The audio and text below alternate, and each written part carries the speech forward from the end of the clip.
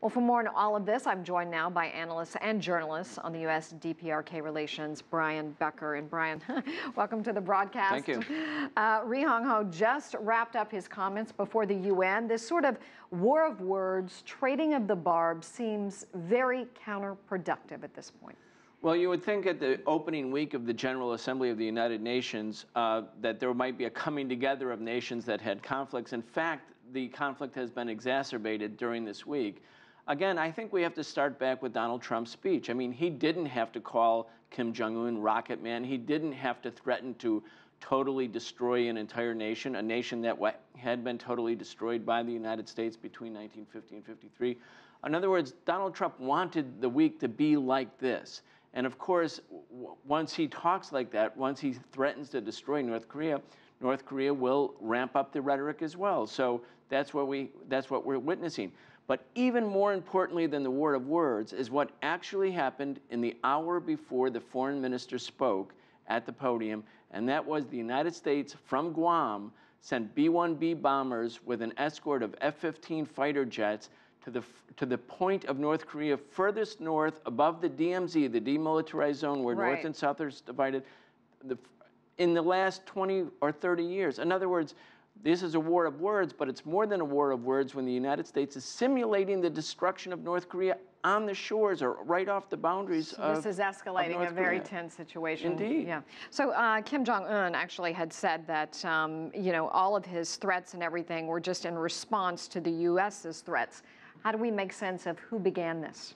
Well, North Korea says, look, the United States is the only country to have used nuclear weapons. They did so in Nagasaki and Hiroshima. That's what the foreign minister said. He said the United States was the entity that introduced nuclear weapons into the Korean Peninsula. Also true. He also said the United States threatened to carry out the nuclear destruction of North Korea in 1953. Also true. We know these from declassified documents. North Korea also said that the real issue here is how can they cope with the nuclear threat posed by the United States. He said we've developed a nuclear weapons program to cope. He also called on the United Nations to go back to the Charter, and the Charter calls for not just peace, but for justice. That was his theme over and over again. We want justice. We want justice. Peace is not simply the absence of war. We want the sanctions lifted. We want to be able to trade with other countries.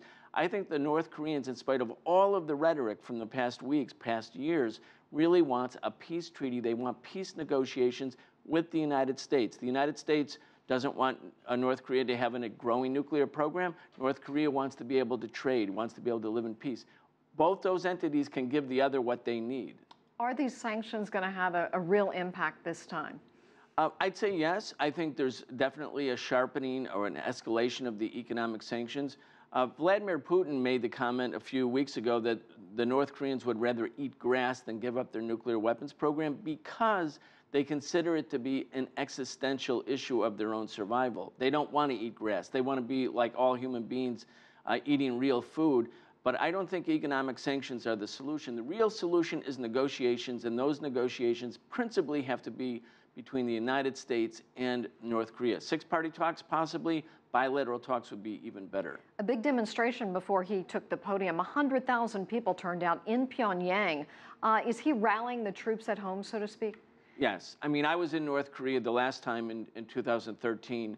I think there's a very strong sense of national pride. The Korean people went through the Korean War. It's not ancient history. So many people lost loved ones. 1 out of every 5 Koreans died. Now they believe that they looked at Libya, they looked at Iraq, they said these countries gave up their weapons of mass destruction, and the U.S. went in along with its allies and destroyed them. So there's a lot of consciousness about this in North Korea. Also, North Korea is not on its knees. It's not a basket case. There's a caricaturing and stereotyping of the country. It's not an economic basket case at all. It was perhaps in the 1990s. That's not the case right now.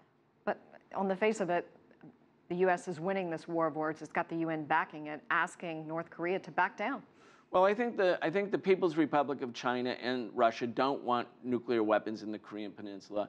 But you can also see they're not happy about what Donald Trump is doing. They're insisting that the United States start to act like a real power, meaning not simply reckless, shooting from the hip, acting like cowboys, threatening to destroy an entire people, which is a genocidal thing. The Russians and the Chinese actually want to go back to the table, and they want the formula freeze for freeze, a moratorium on U.S. war exercises that simulate the destruction of DPRK in exchange for a freeze or a cap, a moratorium on missile technology tests and nuclear tests.